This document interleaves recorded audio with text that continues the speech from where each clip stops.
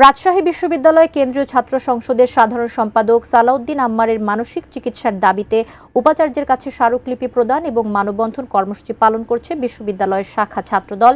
এই বিষয়ে জানাতে বিশ্ববিদ্যালয় থেকে যুক্ত হচ্ছেন আমাদের প্রতিনিধি বুলবুল হাবিব।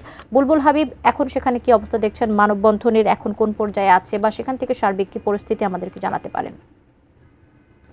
কবিতা, কিছুক্ষণ আগে ছাত্রদলের যে মানববন্ধন আয়োজন করেছিল সেই মানববন্ধন শেষ হয়েছে। মানববন্ধন শেষে এখন তারা ছাত্রদলের সেই শিক্ষার্থীরা, কর্মী, তারা রাজশাহী বিশ্ববিদ্যালয় উপাচার্য বরাবর স্মারকলিপি দিতে এসেছেন। এখন আমরা যেহেতু বিশ্ববিদ্যালয় উপাচার্যের কার্যালয়ের সামনে রয়েছি, সেখানে আসলে কার্যালয়ের ভিতরে ছাত্রদলের নেতাকর্মীরা ঢুকে সেখানে স্মারকলিপি দেওয়ার যে কার্যক্রম সেটা পরিচালনা করছেন।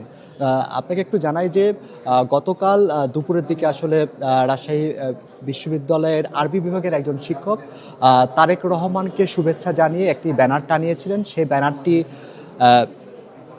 ছিঁড়ে ফেলে রাজশাহী কেন্দ্রীয় ছাত্র সংসদের যিনি জিএস রয়েছেন সালাউদ্দিন আম্মার, তিনি সেই ব্যানারটি ছিঁড়ে ফেলেন।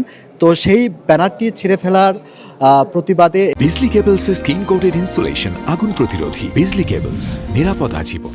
এবং বিশ্ববিদ্যালয়ের যে নানা ধরনের যে ঘটনা ঘটছে উদ্ভূত পরিস্থিতিতে, বিশেষ করে পোষ্য কোটা আন্দোলনকে কেন্দ্র করে বিশ্ববিদ্যালয়ের যে পোষ্য কোটা আন্দোলনকে কেন্দ্র করে বিশ্ববিদ্যালয়ের সহ উপাচার্য অধ্যাপক মাইনুদ্দিনকে লাঞ্ছনার ঘটনা এবং নানা ধরনের যে ঘটনা ঘটছে, সম্প্রতি আওয়ামী লীগপন্থী ডিনদের অপসারণের জন্য যে সালাউদ্দিন আম্মারের যে ভূমিকা সহ যে নানা ধরনের ঘটনা ঘটছে, সেগুলোর ওই উদ্ভূত পরিস্থিতির প্রতিবাদে তারা এই মানববন্ধন কর্মসূচি পালন করেছেন। সেখানে তারা আসলে অতি অবিলম্বে 24 ঘন্টার একটা আলটিমেটাম দিয়েছেন যে সালাউদ্দিন আম্মারের মানসিক চিকিৎসার যে দায়িত্ব সেটা নিতে হবে, বিশ্ববিদ্যালয় প্রশাসনকে দায়িত্ব নিতে হবে এবং বিশ্ববিদ্যালয়ের প্রশাসন যদি দায়িত্ব না নেয় তাহলে তারা তার চিকিৎসার দায়িত্ব নেবে, এরকম একটা 24 ঘন্টা আলটিমেটাম দিয়েছেন। তবে সালাউদ্দিন আম্মার যেটা বলছেন যে তারা শিক্ষক যে রাজনীতি বা দলাদলির যে ব্যাপার সেটা যাতে ক্যাম্পাসে না থাকে সে কারণে তিনি ব্যানারটি ছিঁড়ে ফেলেছেন, এমনটি বলেছেন। তো এই ছিল এখান থেকে কবিতা, যে